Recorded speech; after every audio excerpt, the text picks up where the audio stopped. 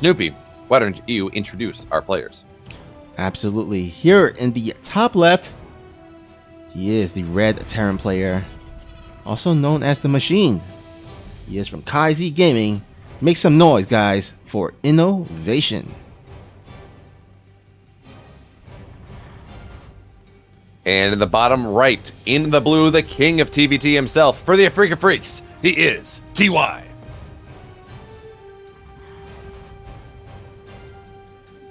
All right, so we have ourselves a TVT here.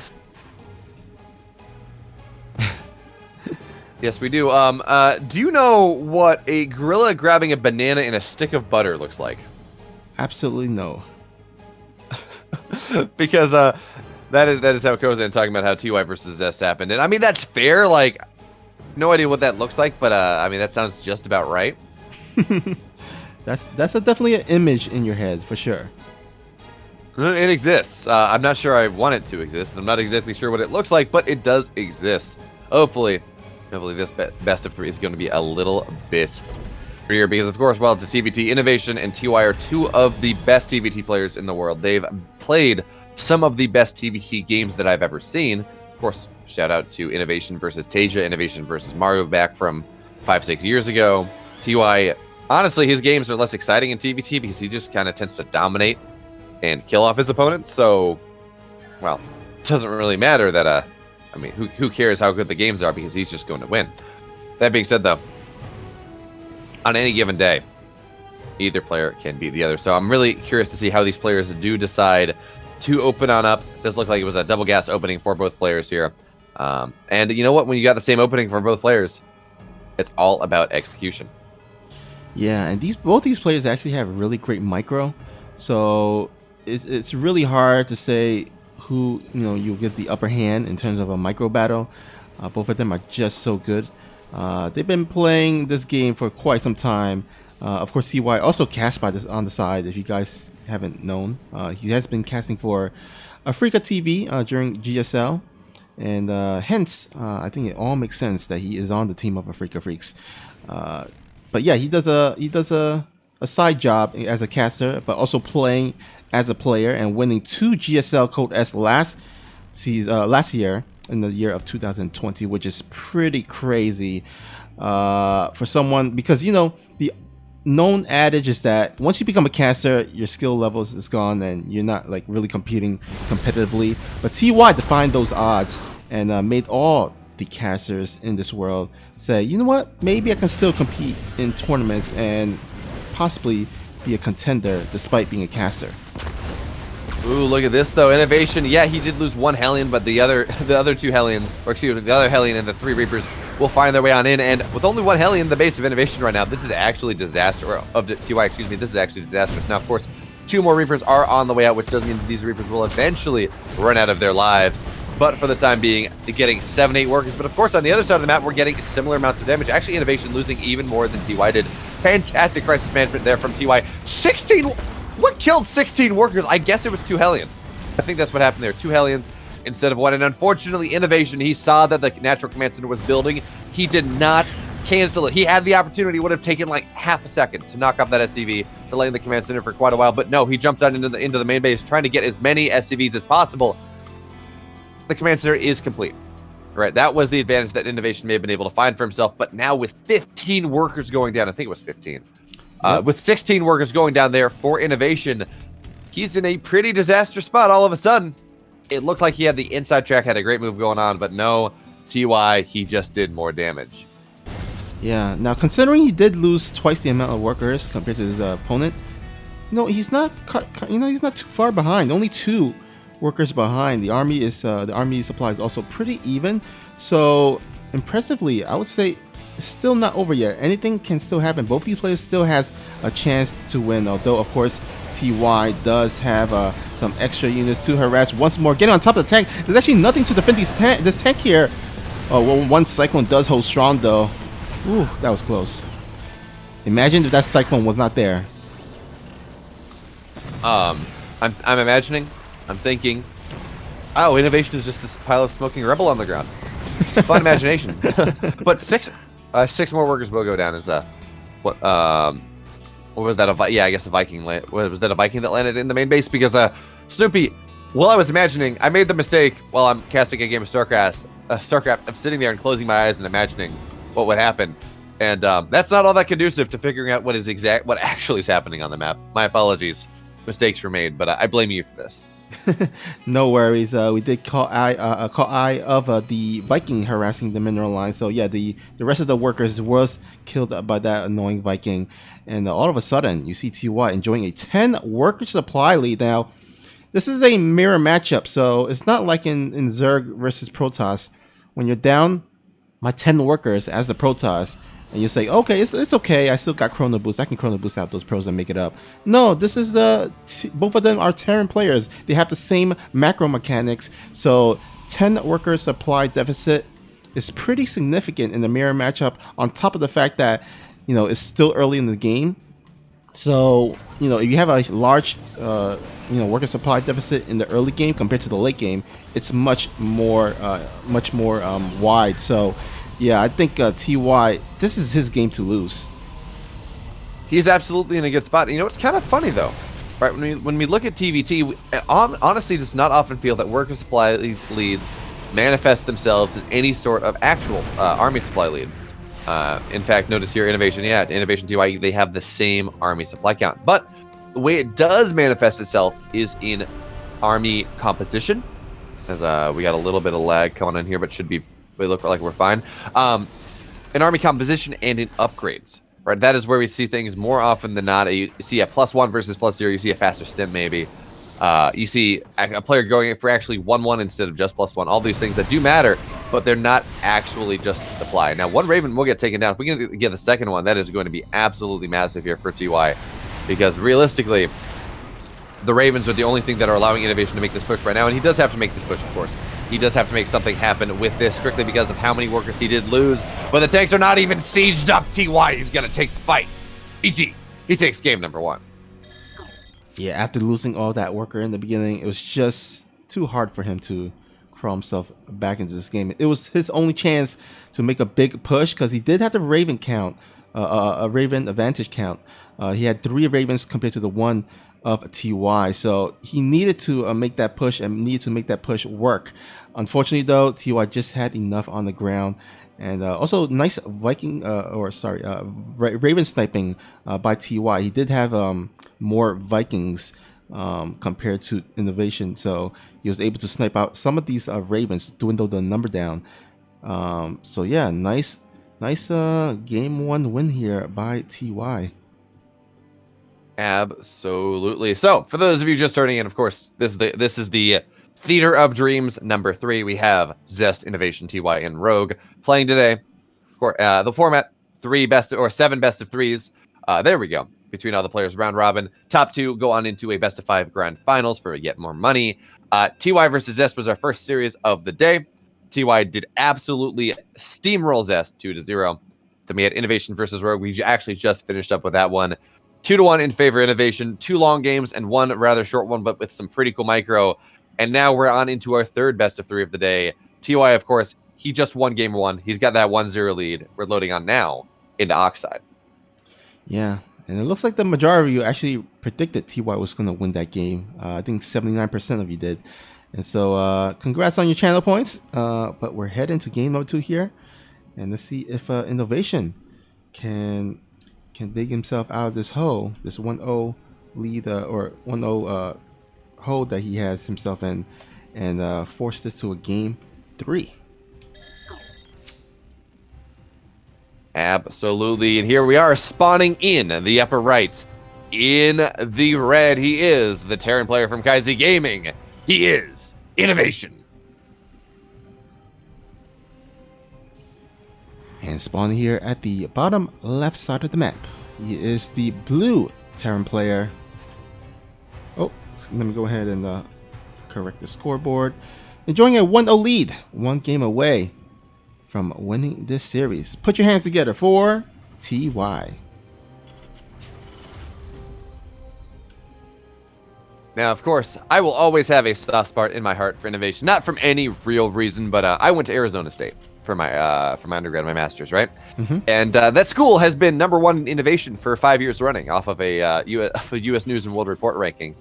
So I became very good over those 5 years that I was there. Actually, funnily enough, I came there the first year it managed to get that ranking. But anyway, I became very good at making all of the innovation memes. Not even about StarCraft, just about being #1 in innovation. So the fact that innovation shares that name is always going to make me a little bit happy, and I'm going to struggle to not make #1 in innovation memes and jokes the course of every broadcast that innovation happens. Now I won't, because of course we are professional casters. We are we know what we're doing, or something like that. or so we try to look like we are knowing what we're doing. Would you say innovation is your like all-time favorite StarCraft player, or you have? Oh, absolutely not. I love innovation, but no. Scarlet is the player that got me into StarCraft in the first place. Ah, nice.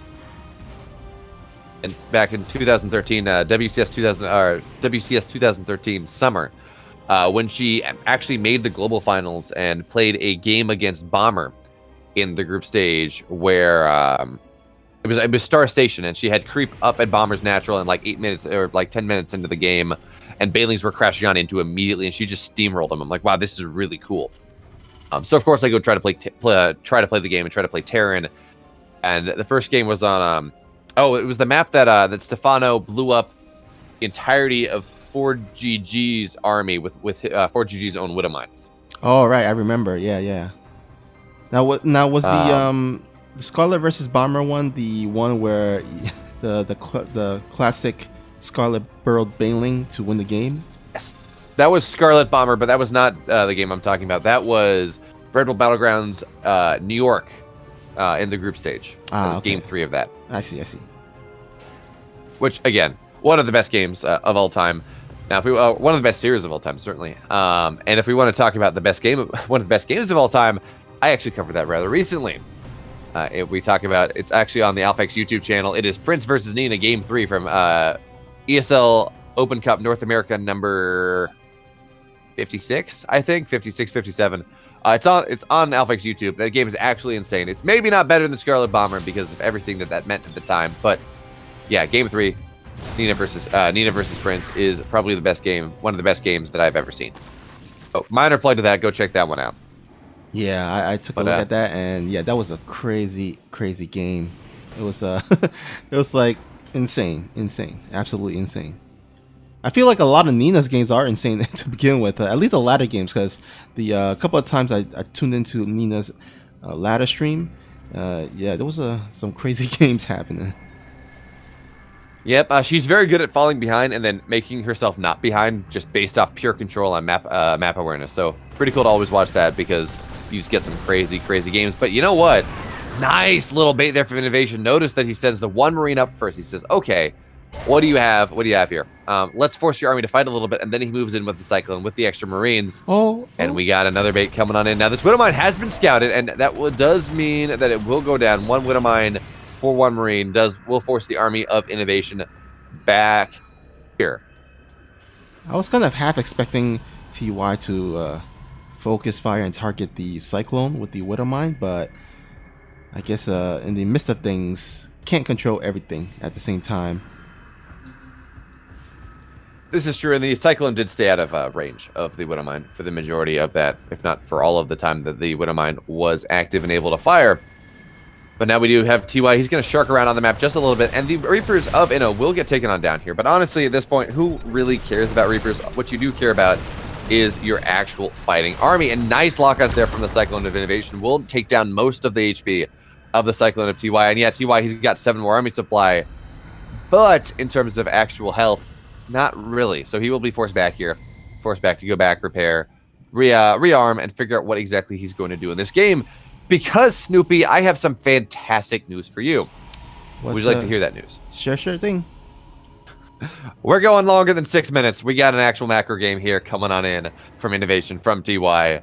We got 3 bases on the way for both sides. We don't have any upgrades yet. But we're going to get a game that is longer than 5-6 minutes. And that, my friend, is the best news I've heard all day. My goodness, has Christmas come early for us? Well, or is Christmas just really late? You know, because it's only March, so That's true. That's true. Christmas being late is closer than Christmas being early. You know, I'm not gonna lie to you. I wouldn't mind if we had like 2 or 3 or 4 Christmases during this year or during in the year. Christmas is my favorite holiday, so you know I can't complain. Man, look at this we talked a little bit earlier, by the way, about how Innovation loses his Reapers but doesn't really care. Look at the damage these Reapers get done in 6 minutes into the game. 4 SCVs to go down, and the third base of Innovation it's still delayed. Innovation has not added another SCV on in to build. Okay, looks like he has now, but that base was severely delayed here. Now auto turrets. It's a panoply of auto turrets going in here. Everything is going down, but it looks like TY had more energy. He was able to get more auto turrets on out. Now we do have the bio here of TY is trying to take the fight, but of course that is 3 tanks, all sieged on up. TY not going to be able to bust through as well as he would have liked. You know, that was a kind of a funny engagement there. Sometimes, like with all those auto turrets being thrown down, I feel like it's one of those scenarios where you're like, "Hey, auto turret, hi, meet Mr. Auto Turret here, and also auto turret number 2, meet Mr. Auto Turret number 2 here as well." This is mass auto turrets for days. Absolutely. Now, the interesting thing here is that, okay, Stim is going to be done faster for Inno here, but we do not have any E-base. We do not have any idea of upgrades at all whatsoever. I mean, yeah, Stim is done, but that's going to be just about it. As now we have the army of TY is going to siege up faster, which does mean that TY is maybe going to be able to knock out these. There we go. Actually, a really good trade here. All the tanks are going to go down. Of course, the Vikings are going to get landed because Inno does have the high ground, or does have the Viking advantage. But TY is actually going to have upgrades in this game, and if Innovation cannot take some or do some significant damage, maybe not game-ending, but certainly game-defining damage, he's not going to be all that happy. Because Snoopy, do you want to hazard a guess as to how much better 1-1 Marines are compared to 0-0? Infinity times better, I gotta say, or it seems that way. Pretty much, right? Yeah, I mean, because of how quickly Marines fire. Yeah, because of how low armor they effectively are. Upgrades, especially 1-1 upgrades, or especially when you get both upgrades, right, are so much more impactful than they are in many other matchups. Say, if you're looking at a PvT, you can only get +1 and you're totally fine. It's not game ending, but because these are mirrored as they are, absolutely, it's just such a massive deal here. 3 SCVs will go down, of course, with the Liberator harass. TY, though, he's totally fine. Has his third base up and running. He's at that 66+ mark for the most part. Doesn't really care. I mean, yeah, he'd like to go to full 3-base saturation, but he's good enough. +1 is just about done. And I would love to see TY make something happen with this. But of course, this is TVT. And it is almost impossible to attack on into an entrenched opponent, which is why what I was going to say in the first game, now it didn't end up mattering because Innovation tried to go on the offensive. Worker supply leads don't really matter all that much. I mean, they do, but it's often so hard to break the opponent that they do equalize and you end up maxing out anyways. Yeah, I would say in TVT especially, because it's so marine heavy, that worker supply lead isn't the most important thing. Yeah, it's important to an effect, but it really comes down to the engagement. I've seen like one Terran player who has a 20 supply lead, in one instance evaporate that entire lead just because the other opponent had a better engagement. And so it really comes down to to army positioning as well as how you engage into a fight. Oh. Absolutely. So now we have TY. He's setting up for some sort of engagement here, doing what he can, but side it's really hard to attack into the third base, especially with tanks sieged up as they are. There's a reason why in TVZ, for example, it's a it is a rather popular mech map. Oh, we got a pause coming in. I guess there was lag. Someone was lagging a little bit. I've been getting FPS lag all day, but that's just because I'm on a bad computer.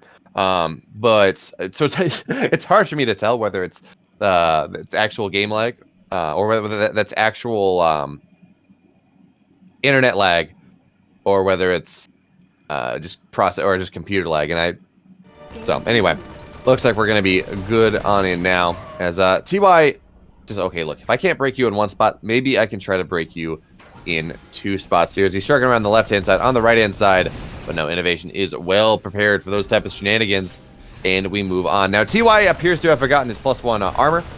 Hopefully the pause does not make that happen, as he will be able to get on into things. And Innovation actually, despite this upgrade deficit, we want to call it, is getting himself into a 4th base just a little bit faster. This can be a faster planetary. But the Bio has actually found itself a really nice little position here on top of the 3rd base. Now, the Vikings are doing what they can, but 5 workers will go down. The 3rd base will be forced to lift. I would love to see a drop on into the main base, but of course with the Vikings here guarding the skies, that's not really going to happen. But look at this innovation on the left-hand side. Will be able to take a superior engagement against the army of TY, so that will be forced back, although the rocks have now gone down.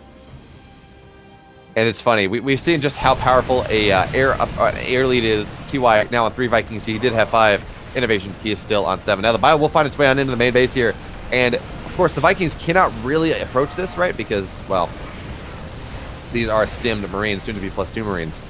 And, well, oh, they're going to get a couple medvacs, dude. This is a really nice drop here. Oh, they're going to get some of the Vikings as well. Fantastic drop from our blue Terran player. Even at the end of the day, I mean, the drop does get cleaned up. Doesn't really matter. And TY has well and truly forgotten his upgrades. But look at this. The entire army of innovations out of position. We're going to see Marines get dropped on top of all of these tanks. And the tanks should go down. Tanks die.